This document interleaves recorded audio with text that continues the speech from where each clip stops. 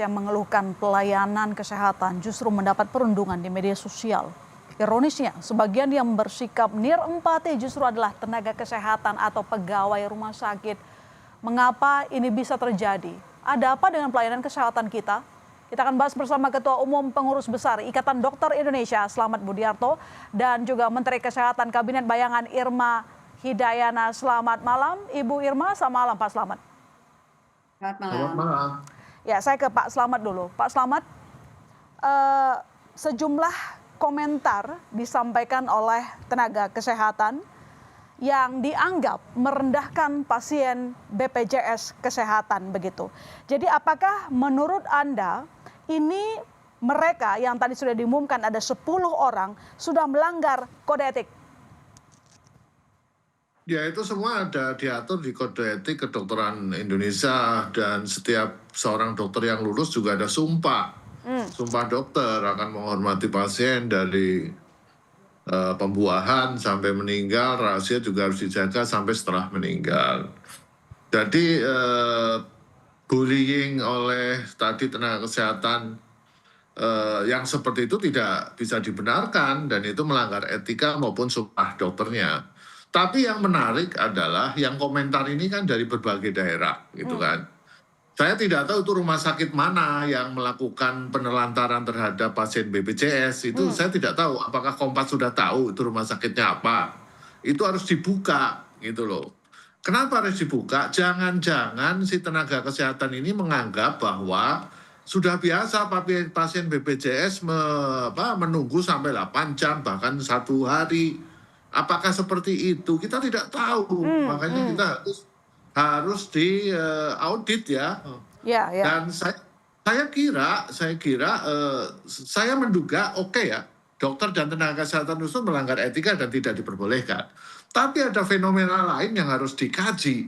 Apakah benar di berbagai daerah seperti itu? Nah, faktanya memang seperti itu. Pertanyaan lagi, apakah ada diskriminasi antara pasien BPJS dan non-BPJS? Nah, itu harus dilakukan audit. Makanya rumah sakit itu di mana? Saya tidak tahu juga. Tapi secara kode etik dan sumpah dokter itu jelas melanggar itu. Intinya, cara mereka merespon keluhan pasien salah ya? Ya, itu kan bukan pasiennya, itu iya, bukan. Maksud saya pasien, ini kan seorang pasien, masyarakat curhat di media sosial, Bapak. Lalu kemudian kan dia curhat, yang membalas adalah tenaga kesehatan. Artinya cara mereka membalas, cara mereka meresponsnya, itu yang salah ya? Oke. Bukan salah, tidak boleh. Harusnya tidak boleh sama sekali harusnya. Baik, sekarang saya ke konsen Anda tadi. Saya ke Bu Irma. Ibu Irma, Anda melihat ini cuma masalah perilaku individu tenaga kesehatan atau sebenarnya ini sudah masalah di sistem kesehatan? 8 jam tidak dapat ruangan, Bu Irma. Baik, terima kasih. Kalau menurut saya ini refleksi yang luar biasa ya. Kita berempati turut berduka cita atas peristiwa ini dan juga terhadap keluarga korban. Saya ingin menarik bahwa ini merupakan ada yang salah dengan sistem kita gitu ya. Perundungan jelas itu salah. Tadi Pak Dokter Slamet menyatakan bahwa tidak boleh gitu ya. Dan dokter itu sudah disumpah dan lain sebagainya. Mereka juga harus menjunjung tinggi etika profesi. Lalu kemudian kita cek lagi gitu ya soal pasien BPJS, harus diaudit lagi tadi bagaimana Fasyankes ya, tenaga kesehatan itu memberikan layanan terbaik, memenuhi hak atas kesehatan sebagai amanah dari konstitusi yang harus diselenggarakan dan dipenuhi oleh negara. Nah, sekarang kita lihat sistemnya sendiri. Jadi minta maaf itu satu hal, tapi nanti pasti akan ditelusuri ya, akan diinvestigasi, ditindak lebih lanjut oleh Konsil Kedokteran dan lain sebagainya. Tapi begini, rasanya kalau disalahkan hanya pada tenaga kesehatannya dan pelaku perundungannya saja, itu tidak fair kalau menurut saya. Negara ini, pemerintah itu wajib menjamin pemenuhan hak atas kesehatan melalui nakes-nakes ini, tenaga medis, tenaga kesehatan. Ini juga harus diperhatikan apakah kita sudah memiliki sistem perlindungan yang memadai, yang kuat terhadap tenaga kesehatan. Kita cek lagi, apakah tidak ada burnout, bagaimana durasi jam kerjanya, tekanan di rumah sakit, di tempat kerja, itu juga harus dipikirkan. Jadi rasanya ini menjadi alarm yang keras buat sistem kesehatan ya, Kementerian Kesehatan harus membenahi ini semua. Tidak fair kalau hanya disalahkan kepada tenaga kesehatan dan juga OP ya, karena mereka sudah bekerja keras, tapi soal perundungan jelas itu salah dan kita sudah tahu Konsil Kedokteran Indonesia akan menindak itu. Tapi pertanyaan besarnya kita harus mempertanyakan sistemnya itu apakah sudah melindungi nakes dan melindungi pasien. Apakah sistem kesehatan kita benar-benar tidak mendiskriminasi pasien. Nah itu harus kita selidiki lagi tuh Mbak. Ya, coba saya ke Pak Slamet. Apakah memang Anda melihat perlindungan terhadap nakes ini memang kurang? Sekarang ada nakes yang mengomentari di media sosial dengan bahasa yang mungkin dianggap menyakiti pasien. Nah, apakah benar mereka burn out? Kebanyakan handle sesuatu gitu. Ya itu yang harus ditelusuri. Mengapa mereka, nomor satu dia salah, itu dulu ya. Ya. Terus kita telusuri mengapa dia ngomong seperti itu. Apakah di rumah sakit mereka yang bertugas juga seperti itu? Kalau memang sama, ini ada masalah di pelayanan kesehatan. Kedokteran itu tidak boleh melakukan diskriminasi gitu loh.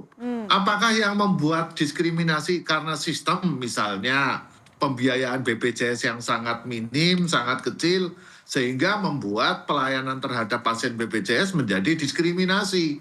Kalau saya nilai faktanya bagaimana, saya yakin Mbak yang nanya saya juga tahu kalau menggunakan BPJS di rumah sakit ada diskriminasi atau tidak. Ini tugas pemerintah gitu loh. Untuk melakukan pembiayaan tidak boleh, efisiensi di bidang kesehatan itu tidak boleh. Apalagi di dalam mutu pelayanan. Jadi negara harus membiayai sesuai dengan kebutuhannya. Kalau dengan uang yang pas-pasan, dokter dipaksa untuk melayani, maka akan terjadi dilema etik di situ. Harusnya dia optimal, tapi karena pembiayaannya kurang, contoh ada beberapa hal yang sering masuk media, belum sembuh, sudah dipulangkan, kemudian obatnya dibatasi, tindakan medis dibatasi. Ini dokter-dokter itu pada nangis kalau seperti ini, karena dia akan melanggar sumpahnya sendiri. Nah ini PR yang harus dibuka. Teman-teman DPR juga sama. Undang-Undang 17 telah menghapus mandatory spending. Yang tadinya minimal 5%, sekarang tidak ada batasan. Bisa 2%, bisa 3%. Ini kan sistem yang harus diperbaiki. Gitu Mbak. Baik, Bu Irma, ini kan sudah ada 10 orang dari tenaga kesehatan yang dianggap berkontribusi, bukan berkontribusi, maksudnya ikut membuat mental pasien ini tertekan begitu. Tetapi apakah cukup di individunya atau sebenarnya kita kejar rumah sakitnya, atau jangan-jangan banyak rumah sakit yang tadi disampaikan oleh Dr. Slamet yang harus kita benahi, termasuk Kementerian Kesehatan? Nanti dijawab dulu. Kami segera kembali saudara, tetap di Sapa Indonesia Malam.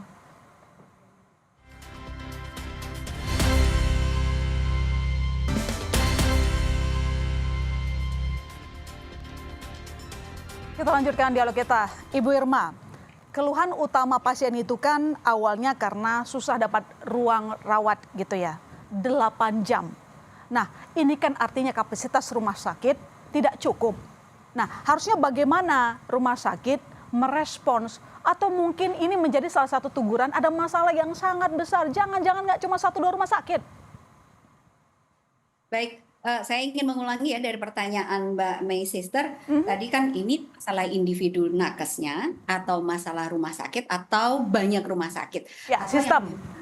Ya, sistem. Jadi saya cenderung mengarah ke sistem karena ini bukan pertama kali ya untuk perlindungan dan lain sebagainya, ini bukan pertama kali. Nah, seperti yang tadi disampaikan oleh Dr. Slamet, bahwa sebenarnya yang harus dilakukan ini refleksi evaluasi perombakan besar-besaran karena terus terang pasca Undang-Undang Omnibus Law Kesehatan ya 17 tahun 2023 ini kan tadi disampaikan mandatory spending untuk sektor kesehatan itu dihapus, tidak ada. Artinya apa konsekuensinya? Berpengaruh pada kualitas layanan kesehatan, sumber daya manusia, alat kesehatannya, dan semua yang mendukung. Bahkan beberapa rumah sakit, terutama rumah sakit vertikal ya, mereka juga ditarget untuk memberikan revenue. Nah ini kan masalahnya cukup pelik. Sistemnya yang tidak mendukung upaya yang tadi baru saja disampaikan oleh Pak Menteri Kesehatan Budi Gunadi Sadikin, mereka katanya mau meningkatkan angka harapan hidup, tetapi usia muda meninggal. Beliau menyatakan dirinya gagal. Kalau gagal mundur saja misalnya ya, atau evaluasi kalau urusan meninggal lebih muda, kemudian kegagalan sistem yang menyebabkan perundungan, apalagi pasien terlantar kemudian sampai meninggal, artinya ada yang salah dalam memberikan hak atas kesehatan dan juga hak atas layanan kesehatan melalui fasilitas kesehatan. Satu lagi contohnya misalnya tolong jangan dilokalisasi, ini adalah masalah individu nakes, jangan melulu disalahkan nakes, itu salah dan sudah diakui oleh konsil kedokteran sekalipun. Dan kemudian yang harus ditelusuri adalah sistemnya ini, karena ini hanya satu masalah di antara ribuan masalah lainnya pasca disahkannya Undang-Undang Kesehatan 17/2023, sehingga tidak ada penguatan perlindungan yang sepenuhnya terhadap tenaga kesehatan, terhadap kualitas layanan kesehatan yang diberikan oleh tenaga kesehatan sebagai perpanjangan tangan negara dalam memenuhi hak atas kesehatan sesuai dengan amanah konstitusi pasal 34 ayat 3. Jadi perombakan besar-besar yang tadi Anda maksud, apa boleh lebih to the point, Bu Irma? Saya kira satu hal kalau to the point, ini undang-undangnya harus diamandemen. Jadi mandatory spending ini harus dikembalikan pemerintah pusat 5%, kemudian 10% pemerintah daerah. Jangan disentralisasi di pemerintah pusat seperti apa yang terjadi sekarang.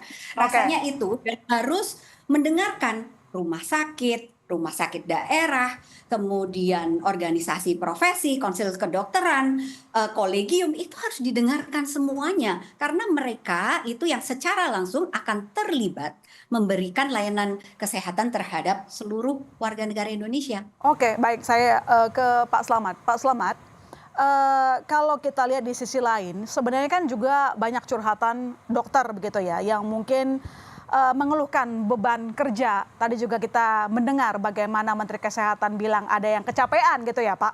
Nah, kalau sudah begini, harusnya apa yang dilakukan oleh pemerintah, terutama Kementerian Kesehatan? Yang harus dilakukan oleh Kementerian Kesehatan, karena pembuat regulasi kan ada di Kementerian Kesehatan. Ya. Jam kerja, misalnya contoh PPDS ya, PPDS yang dokter yang lagi pendidikan spesialis, IDIS tetap fokus kepada 40 jam sampai 50 jam per minggu. Tapi teman-teman Kementerian Kesehatan menganggap sampai 80 jam, 2 kali lipatnya. Ini kan jadi bebannya terlalu tinggi. Tapi kami selalu usul bahwa dokter itu ada batasnya. Dan yang lucu memang di Indonesia itu seorang dokter berbeda dengan di luar negeri. Kalau di luar negeri itu dokter tidak boleh mikir uang, tidak boleh mikir gaji, karena itu sudah dipenuhi oleh pemerintah atau oleh fasilitas kesehatan. Mereka hanya fokus untuk memeriksa pasien, menyelamatkan pasien, menyembuhkan pasien. Sedangkan di Indonesia seorang dokter dibayar sesuai dengan jumlah pasien, sesuai banyak tidaknya pasien, itu lucu gitu loh. Ya. Nah itu sistem ini yang harus dirubah. Tetapi Mbak, sebuah pelayanan kesehatan yang baik dipengaruhi oleh dua faktor, yaitu sistem yang baik, yang kedua pembiayaan yang baik. Ya. Bagaimana mungkin membuat sistem yang baik dengan pembiayaan yang sangat minimal, apalagi mandatory spending yang tadinya 5% pemerintah pusat, 10% pemerintah daerah, itu dihilangkan dengan Undang-Undang 17. Dan saya kira saya setuju untuk dilakukan amandemen, untuk dirubah lagi. Kalau PBB kan minimal 15% dari APBN. Saya kira sistem dibuat yang terbaik jika pembiayaannya akan baik. Dan saya mewakili 220.000 anggota ini, kami miris. Kami dipaksa melakukan pelayanan kesehatan dengan pembiayaan yang sangat minimal gitu loh. Ya. Dengan waktu yang panjang gitu loh. Nah ini menurut kami harus segera dirubah, duduk bersama stakeholder tadi yang diusulkan Bu Irma, itu sangat bagus sekali. Ya, artinya Anda juga setuju jangan sampai kasus ini cuma dilokalisasi sehingga berhenti di masa individu. Padahal ini ada sistem yang harus segera kita perbaiki. Terima kasih Dr. Slamet, terima kasih Ibu Rima telah bergabung di Sapa Indonesia Malam. Sehat-sehat selalu ya.